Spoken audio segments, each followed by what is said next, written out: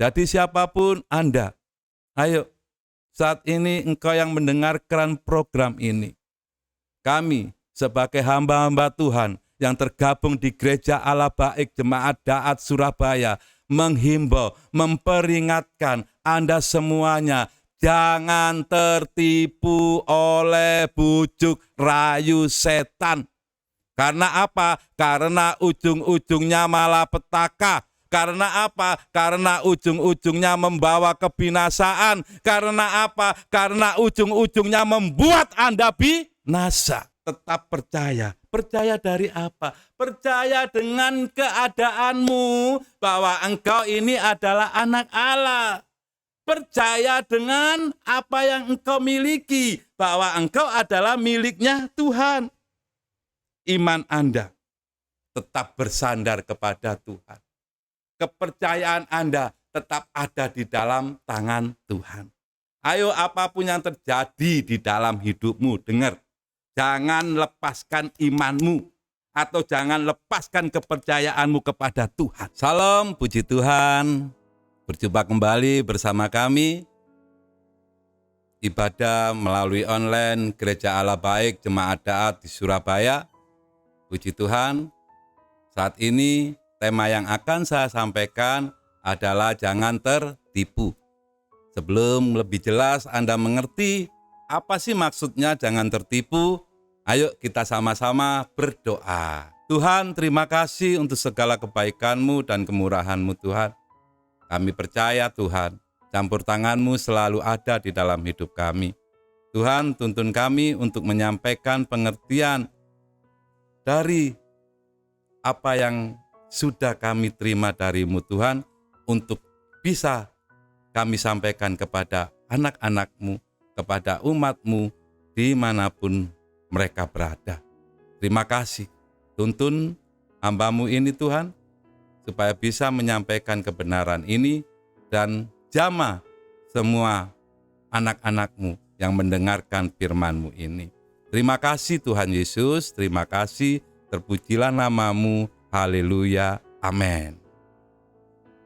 Saya ulang kembali bahwa tema saat ini adalah jangan tertipu. Maksudnya apa? Anda sering melihat atau mendengar di berita-berita bagaimana keadaan kondisi saat ini yang dikatakan sesudah melakukan itu. Ada bisikan, Pak. Ada sesuatu yang mempengaruhi saya, Pak, sehingga saya melakukan hal itu. Nah, ini nanti kita akan bahas. Kok bisa sampai terjadi begitu? Bagaimana caranya supaya tidak bisa terjadi hal begitu? Anak-anak muda sering terhasut. Anak-anak muda sering termotivasi untuk melakukan keburukan-keburukan. Karena apa? Hal yang sepele. Karena apa? Cuma isu-isu belaka yang membuat jiwanya berontak, yang membuat emosinya naik. Nah, ini pekerjaan siapa sih? Musuh Anda bukan manusia di sekitar Anda. Musuh Anda bukan pribadi-pribadi yang bersama Anda. No, musuh Anda adalah si jahat. Nah, ini pengaruh-pengaruh jahat atau pengaruh-pengaruh setan mempengaruhi panca indera manusia melalui pemikiran-pemikiran. Setan dengan berbagai cara melakukan penipuan untuk apa? Agar manusia melakukan keburukan-keburukan. Nah, pengertiannya di sini, saudaraku. Sadar ya, bahwa terkadang bukan karena kehendak manusia itu sendiri melakukan perbuatan yang buruk, tetapi apa? Tetapi tipu daya setan mempengaruhi pemikiran manusia sehingga panca indera di dalam diri manusia termotivasi untuk melakukan keburukan. Yohanes pasal yang ke-8 ayat ke-44 dikatakan demikian. Iblislah yang menjadi bapakmu dan kamu ingin melakukan keinginan-keinginan bapamu, ia adalah pembunuh manusia sejak semula dan tidak hidup dalam kebenaran. Sebab di dalam dia atau setan tidak ada kebenaran. Apabila ia berkata dusta, ia berkata atas kehendaknya sendiri, sebab ia adalah pendusta dan bapa segala dusta. Camkan saudaraku, kalau Anda terpengaruh akan tipu daya setan, ingat, berarti Anda tersangkut menjadi anak setan. Firman Allah yang berkata, ayo, bahwa yang menjadi bapamu adalah Tuhan Yesus. Kalau Anda menuruti apa yang diinginkan oleh setan, maka sesuatu yang buruk pasti terjadi. Dengar, dikatakan bahwa setan ini pendusta. Pendusta bin pembohong, pembohong bin penipu. Hati-hati. Makanya jangan tertipu oleh bujuk rayu setan. Sudah jelas saudaraku, kemauan setan adalah menipu manusia untuk melakukan keburukan. Karena tidak ada kebenaran di dalam diri si setan. Tidak ada kebaikan di dalam diri si setan. Inginnya membunuh, inginnya menyakiti, inginnya melakukan perbuatan-perbuatan yang tidak benar. Terkuak ya sedikit.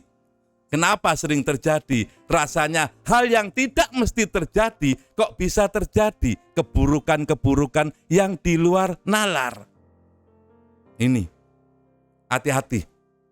Nanti saya akan kasih Anda bagaimana sih caranya supaya pengaruh setan itu tidak bisa mempengaruhi jiwa kita sehingga panca indera kita tidak termotivasi. Jadi siapapun Anda, ayo saat ini engkau yang mendengarkan program ini, kami sebagai hamba-hamba Tuhan yang tergabung di Gereja Allah Baik Jemaat Daat Surabaya menghimbau, memperingatkan Anda semuanya, jangan tertipu oleh bujuk rayu setan. Karena apa? Karena ujung-ujungnya malapetaka. Karena apa? Karena ujung-ujungnya membawa kebinasaan. Karena apa? Karena ujung-ujungnya membuat Anda binasa. Ayo, dengar ya, camkan hal ini.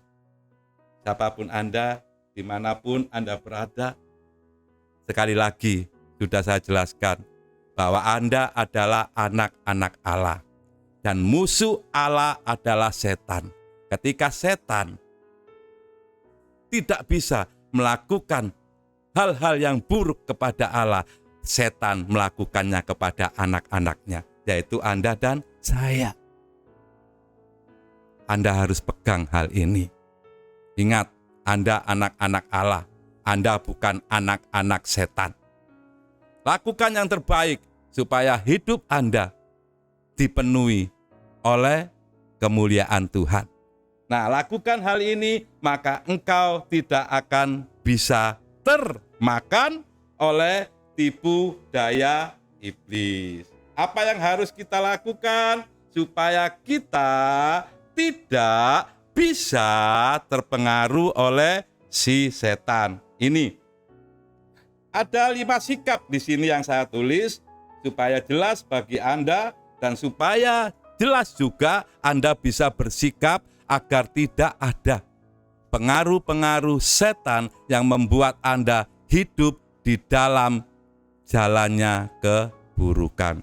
Hal yang pertama, apa yang harus kita lakukan? Matius yang ke-26 ayat yang ke-38. Sikap yang pertama dan sikap yang kedua ada di sini. Dikatakan demikian, Matius pasal yang ke-26 ayat yang ke-38 berkata, lalu katanya kepada mereka, hatiku sangat sedih, seperti mati rasanya. Tinggallah di sini dan berjaga-jagalah dengan aku. Hal yang pertama atau sikap kita yang pertama yang harus kita buat, tinggal di dalam Tuhan. Bagaimana sih caranya tinggal di dalam Tuhan? Anda bisa pergi ke gereja, Anda bisa konseling dengan senior Anda atau gembala Anda bisa membaca firman Tuhan, Anda bisa mendengar renungan-renungan, entah itu melalui buku, entah itu melalui audio. Tinggal di dalam Tuhan. Dan sikap yang kedua adalah berjaga-jaga dengan aku. Berarti apa? Dimanapun Anda berada, ayo bolehkan Tuhan untuk hadir di dalam hidupmu. Atau jangan engkau menutup dirimu supaya Tuhan ada di dalam hidupmu. Itu namanya berjaga-jaga. Berjaga-jaga pengertiannya gini, ingat terus kalau ada Tuhan, ingat terus kalau Tuhan itu menyertai, ingat terus kalau ada kuasa Tuhan, ingat terus. Nah, ini berjaga-jaga. Berjaga-jaga dengan Tuhan, berarti Anda harus menyadari bahwa Tuhan itu ada bersama Anda. Itu sikap yang kedua. Nah, sikap yang ketiga kita buka di dalam ayat yang 41. Berjaga-jagalah dan berdoalah supaya kamu jangan jatuh ke dalam pencobaan. Nah, apa yang dikatakan? Berdoalah. Ketika Anda sudah berjaga-jaga, Anda menyadari kalau Tuhan itu ada di dalam hidup Anda, ayo lakukan hubungan dengan Tuhan. Ajaklah Tuhan untuk berkomunikasi. Ajaklah Tuhan untuk bisa intim dengan Anda. Itu namanya berdoa. Berdoa pengertiannya ada hubungan yang khusus dengan Tuhan. Jadi sikap yang ketiga adalah berdoa. Jangan Anda berpikir, oh ya Tuhan besertaku, oh Tuhan ada dalam hidupku, aku sadar deh Tuhan dalam hidupku. Tapi kalau Anda tidak berdoa, tapi kalau Anda tidak ada komunikasi, tetapi kalau Anda tidak ada hubungan intim dengan Tuhan, itu percuma. Berarti Anda membohongi diri Anda sendiri dan Anda tidak menghormati kehadiran Tuhan di dalam hidup Anda. Contoh, Anda memiliki orang tua.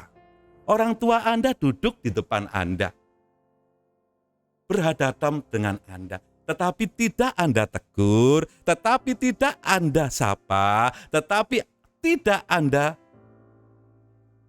buat senang hatinya. Bagaimana menurut Anda? Benar enggak? Itu enggak benar. Ya seperti itu saudaraku. Kalau Anda merasa dan sadar Tuhan itu ada di dalam hidup ini dan Tuhan beserta dengan kita, ayolah. Buat dirimu ini ada hubungan intim. Artinya intim apa? Ajak komunikasi, ajak berbicara, ajak untuk melakukan sesuatu yang menurut kehendaknya Tuhan. Itu pengertiannya berdoa. Nah, yang keempat. Yang keempat adalah sadar. Sikap yang keempat adalah sadar. Kita buka yuk. 1 Petrus pasal 5 ayat yang ke-8. Dikatakan demikian. Loh, berjaga-jagalah dipakai lagi toh. Soalnya berjaga-jaga ini penting.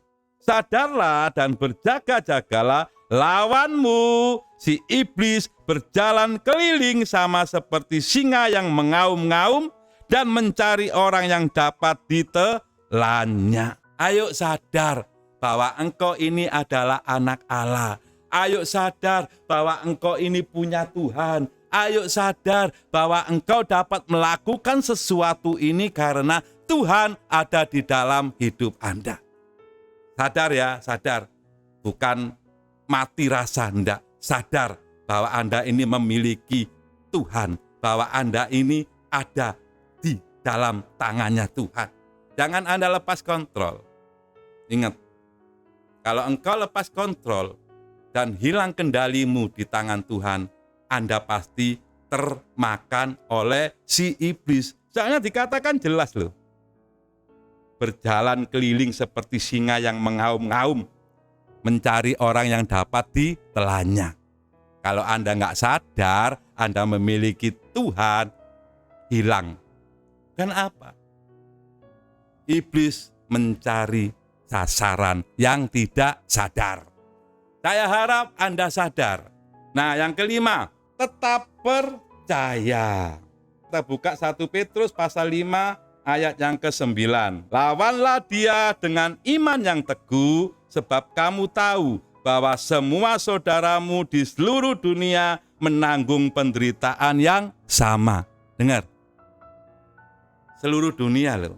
Semua saudara kita ini ada di dalam